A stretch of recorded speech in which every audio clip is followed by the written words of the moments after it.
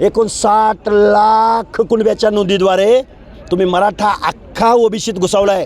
अरे लाज वाटते अशा या मंत्रिमंडळाची, त्या उपसमितीची आणि असा GR काढणाऱ्या गव्हर्नमेंटची। एवढा थिल्लर GR काढलाय हा, तो थिल्लर GR काढू द्या, पण ओबीसीचं आरक्षण संपलंय। तर राज्यकर्ती डॉमिनंट कास्ट म्हणून ज्या मराठा कम्युनिटीकडे पाहिलं जातं, हे संविधान विरोधी GR आहे। 4 सर्वोच्च न्यायालयाने, 4 सेंट्रल बॅकवर्ड कमिशननी, 4 स्टेट बॅकवर्ड कमिशननी, अनेक हायकोर्ट्सनी मराठा समाजाचं सामाजिक मागासलेपण नाकारलं होतं। अरे जम्मू काश्मीरपासून ते कन्याकुमारीपर्यंत मौर्य कुळाचा वारसा सांगितला जातो, सगळ्यांना द्यायचं का आरक्षण? का काशीला शोधायला जायचं कुळ? आम्ही जर गावगाड्यातले 50-60% लोक जर एकत्र आली तर हे वाहून जातील, वाहून। वळवाच्या पावसामध्ये खासदार झालेला बजरंग सोनवणे आता तू आहे आणि मी आहे। आणि यांच्या विरोधात आता ओबीसीनं एल्गार सुरू केला। ओबीसी आता येणाऱ्या काळात एल्गारच नाही, झुंडशाही करायला सुद्धा मागं पुढं हटणार नाही।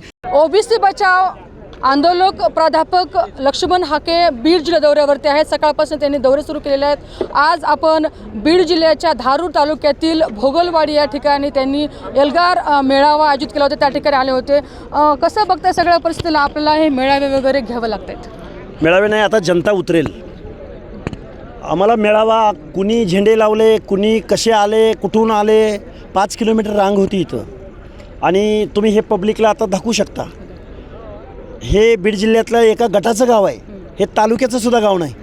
ज्या दिवशी तालुक्याचे मोर्चे निघतील आणि जिल्ह्याचे मोर्चे निघतील आणि ज्या दिवशी आम्ही मुंबईला जाऊ, त्यावेळी या महाराष्ट्रामध्ये ओबीसी किती राहतो आणि ओबीसीच्या हक्क अधिकारांचं वाटोळं या महाराष्ट्राच्या निवडून गेलेल्या आमदारांनी, खासदारांनी, मुख्यमंत्र्यांनी कसं केलं, मंत्रिमंडळाने, आणि सगळ्या लोकांनी मुकसंमतीनं ओबीसीच्या अनाथ माती कालवण्याचं काम केलं, ते आता जनता इथून पुढच्या कालावधीमध्ये दाखवून देईल। सरकार असं तुम्हाला वाटतं का की जरांगेच्या दबावाखाली आलेली आहे आणि त्यांनी GR असे?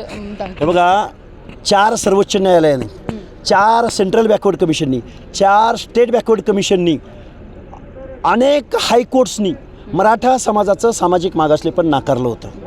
अरे आरक्षण म्हणजे दोज आर सोशली बॅकवर्ड, ज्यांच्या बाबतीमध्ये इथल्या व्यवस्थेमध्ये दुजाभाव झाला, जे डोंगराच्या कुशीला आहेत, जे गावगाड्यात आहेत, जे वेगवेगळ्या भटके आहेत, जे स्थलांतरित आहेत, घुमंतून घुमंत आहेत, ऊसतोड मजूर आहेत, शारीरिक श्रमाची कामं करतात, अशा लोकांच्या प्रतिनिधित्वासाठी हे आरक्षण दिलं। अरे पण हे आता राज्यकर्ती डॉमिनंट कास्ट म्हणून ज्या मराठा कम्युनिटीकडे पाहिलं जातं, हे संविधान विरोधी GR आहे।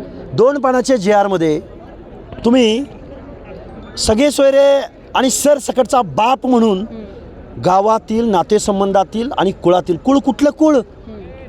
अरे जम्मू काश्मीरपासून ते कन्याकुमारीपर्यंत मौर्य कुळाचा वारसा सांगितला जातो, सगळ्यांना द्यायचं का आरक्षण? का काशीला शोधायला जायचं कुळ? मला वाटतंय एवढा थिल्लर GR काढलाय हा, तो थिल्लर GR काढू द्या, पण ओबीसीचं आरक्षण संपलंय। कारण गावातला ग्रामसेवक आणि कृषी अधिकारी जात ठरवणार, आणि ती पण एका ॲफिडेव्हिटवर। अरे लाज वाटते अशा या मंत्रिमंडळाची, त्या उपसमितीची आणि असा GR काढणाऱ्या गव्हर्नमेंटची। सरकार एका बाजूने म्हणतं की आम्ही मराठ्यांना ओबीसीतून आरक्षण देते वेळेस ओबीसीला धक्का लागू देणार नाही। कसा धक्का लागत नाही? मात्र तुम्ही म्हणताय की आता धक्का नाही, धक्का नाही, नरडीवर बसलेत, नरडीवर। काय धक्का नाही लागला?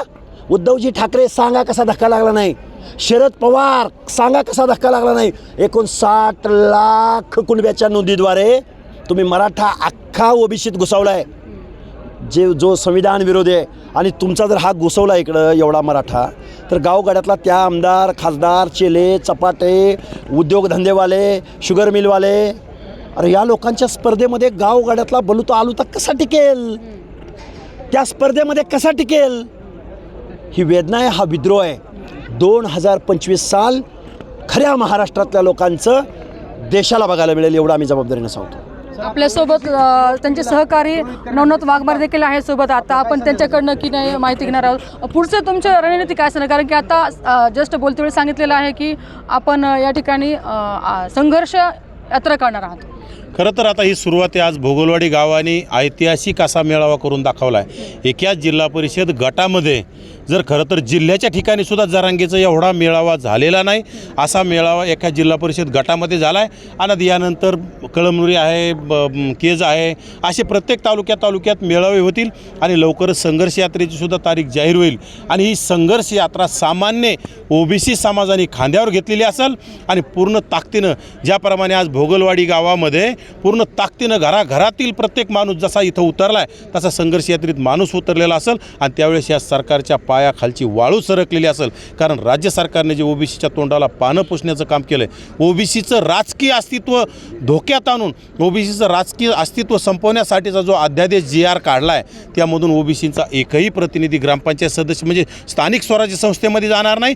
ग्रामपंचायत असो, पंचायत समिती असो, जिल्हा परिषद असो, नगरपालिका असो, महानगरपालिका असो, ह्या आमचं प्रतिनिधित्व यांनी संपवलेलं आहे आणि यांच्या विरोधात आता ओबीसीनं एल्गार सुरू केला आहे. ओबीसी आता येणाऱ्या काळात एल्गारच नाही झुंडशाही करायला सुद्धा मागं पुढं हटणार नाही. कारण की या राज्य सरकारला झुंडशाहीचा जर आवाज कळत असेल तर इथून पुढं ओबीसी झुंडशाही निर्माण करणार आणि ओबीसीचं अस्तित्व टिकवण्यासाठी, ओबीसीचे प्रतिनिधी घडवण्यासाठी ह्या सगळ्या गोष्टी ताकद लावून नक्कीच येणाऱ्या काळात तुम्हाला झुंडशाही पाहायला मिळेल. मात्र दुसऱ्या बाजूनं पाहायला गेलं तर जरांगे पाटील म्हणतात की आम्ही ओबीसीला लहान भाऊ मानतो आणि त्यांचं आम्ही कसलाही हक्क हिरावून घेणार नाहीत. पण दुसऱ्या बाजूनं बघायला गेलं तर महाराष्ट्रामध्ये जातीवाद वाढला आहे का? जातीवाद वाढवला गेला आहे आणि तो आमदार खासदारांकडून वाढवला गेला आहे, शरद पवारांकडून वाढवला गेला आहे. तसाच पक्ष कुठलाच अपवाद नाही. पण एवढा मुरब्बी नेता एका बाजूला मंडल यात्रा काढतो आणि दुसऱ्या बाजूला त्या बजरंग सोनवणेच्या माध्यमातून, राजेश टोपेंच्या माध्यमातून बेकायदा मागणीला पाठिंबा देतो. एकही माणूस महाराष्ट्रातला साहित्यिक, विचारवंत, ज्येष्ठ नेता, प्रत्येकजण राजकीय गणित साधतोय. फुले शाहू आंबेडकर जर असते त्यांनी सर्वसामान्य माणसाच्या हिताचा विचार केला. आता जरांगेसारखी लाखोची झुंड मुंबईला नाही घेऊन गेला एखादा कुंभार, सुतार, लोहार, तर मग त्याचं तुम्ही हक्काधिकार काढून घेणार. मुळात हे संविधान विरोधी आहे, गावगाड्यातल्या शोषितांचं, वंचितांचा अनादर करणार आहे. आज ओबीसी टार्गेट आहेत, उद्या SC ST टार्गेट असतील. त्यामुळं मी गावगाड्यातल्या OBC, VJNT, SBC, SC ST बांधवांना विनंती करेन, मुस्लिम समाजातल्या ओबीसी बांधवांना विनंती करेन की आता ओबीसीनी मतदान ओबीसीला करायचं, ओबीसीनी मतदान SC STला करायचं, SC STनं मतदान ओबीसीला करायचं. ह्या सगळ्यांनी मिळून मतदान मुस्लिम अल्पसंख्याकांना करायचं आणि मुस्लिम अल्पसंख्याकांनी मतदान. कारण तुम्हाला आम्हाला या महाराष्ट्राची, या भूमीची खरोखर तुम्ही आम्ही सगळ्या लोकांनी ही जबाबदारी घेतली पाहिजे. कारण हे आमदार, हे खासदार, हे कारखानदार झालेले आहेत, वतनदार झालेले आहेत, जहागीरदार झालेले आहेत. पैसे एवढे यांच्याकडे आलेले आहेत, निवडणुका आले की ते हेलिकॉप्टरमधून पैशाची बंडलं टाकतील. पण नाही, डॉक्टर बाबासाहेब आंबेडकरांनी तुम्हाला लाख मोलाचं मत दिलं आहे. ते मत बरोबर बटन दाबायचं आणि या भल्या भल्या भल्या कारखानदारांना घरी बसवण्याचं काम करायचं. हे मी जबाबदारीनं सांगतो. पुरोगामी राज्य म्हणून आपल्या महाराष्ट्राची ओळख आहे, मग हे टिकवण्याची जबाबदारी सर्वांवरती आहे. ते ओबीसीवरती आहे, SC STवरती. अरे 10% आहेत. आम्ही सगळे एकत्र आल्यावर काय होऊ शकतं माहिती आहे का? आम्ही जर गावगाड्यातले 50-60% लोक जर एकत्र आली तर हे वाहून जातील, वाहून. वळवाच्या पावसामध्ये खासदार झालेला बजरंग सोनवणे आता तू आहे आणि मी आहे.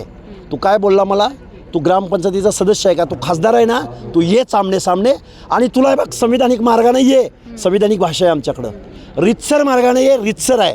आणि निवडणुकीत पण ये. गावगाडा काय असतो, अदर्स लोक काय असतात हे तुला दाखवून देऊ. तर आपण असं पाहू शकता की या ठिकाणी लक्ष्मण हाके जे आहेत यांनी आपलं या ठिकाणी जबाबदारीनं वक्तव्य त्या ठिकाणी मांडलेलं आहे आणि येणाऱ्या काळामध्ये नक्कीच त्यांनी संघर्ष यात्रा काढणार असं त्या ठिकाणी म्हटलेलं आहे. आणि हे संघर्ष यात्रा काढल्यानंतर उभा महाराष्ट्र या संघर्ष यात्रेला पाहणार असं त्या ठिकाणी म्हटलं आहे. कॅमेरा पर्सन संजीव रायसह सुकेश नायकवाडे, महाराष्ट्र टाइम्स, बीड.